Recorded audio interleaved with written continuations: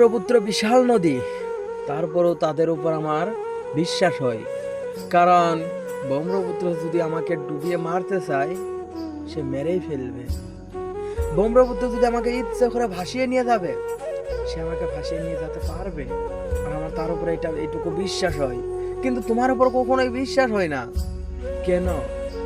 কারণ কি জানো? তুমি তো বলো আমি তোমাকে অনেক ভালোবাসি, সামনে থেকে জড়িয়ে ধরো আর পিছন থেকে ছুরি বসাও। কি দরকার ছিল? কি দরকার ছিল তুমি আমাকে এমন মিথ্যা ভালোবাসা দেওয়ার? কি দরকার ছিল তুমি আমাকে এমন দুর্ব্যবহার, এমন কঠিন আচরণ করার? আর আমি তো তোমাকে নিজ ইচ্ছা ভালোবাসতে যাইনি। তুমি যদি আমাকে কোন প্রথমে বলেই দিতা আমি তোমাকে ভালোবাসবো না, তুমি আমার পিছনে ঘুর ঘুর কইরো না, আমি তোমাকে কখনোই ভালোবাসতাম না।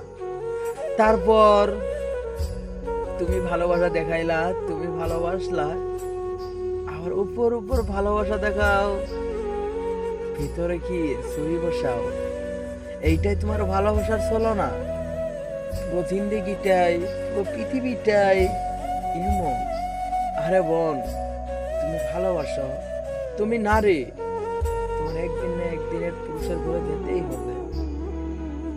সে পুরুষকে তুমি কি বলবে? যে আমি কোনো পুরুষের দ্বারাই আসক্ত নই? সম্পূর্ণ তো সেদিন তোমার মিথ্যা কথা হবে। তাই তুমি কখনোই এমন ব্যবহার করো না যাতে তোমার ব্যবহারে অন্য একজন মানুষ কষ্ট পায়।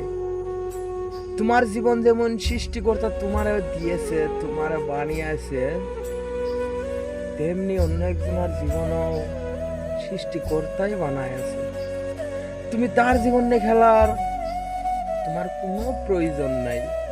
সৃষ্টিকর্তা তোমার জীবন তার জীবন নিয়ে খেলার জন্য বানাই নাই। সৃষ্টিকর্তা তোমারা বানাইছে সৃষ্টিকর্তার ইবাদত করার জন্য, সৃষ্টিকর্তার কথা মানার জন্য। কিন্তু তুমি আজ একজন মায়া মানুষ হইয়া একজন ছেলে মানুষের জীবন নিয়ে খেলো। ব্রহ্মপুত্রের উপর কেন বিশ্বাস হয়? সে যদি ইচ্ছা করে তোমার ভাষায় নিয়ে যাবো, সে ভাষায় নিয়ে যাবো। সে কখনোই তোমাকে ধরে রাখবে না। সে কখনোই তোমাকে বলবে না আমি তোমাকে ধরে রাখবো। ধরে রাখার কথাকে কখনোই সে ভাষায় নিয়ে যাবে না। তুমি যেমনি বলো আমি তোমাকে ভালোবাসবো, কিন্তু ভালোবাসার নামে তুমি প্রতারণা করো। ব্রহ্মপুত্র সবসময় সত্য কথাই বলে। তুমি কখনো ওই সত্য কথা বলো না, কারণ তুমি মায়া মানুষ। তোমার ভিতরে অনেক কথা লুকাই আছে।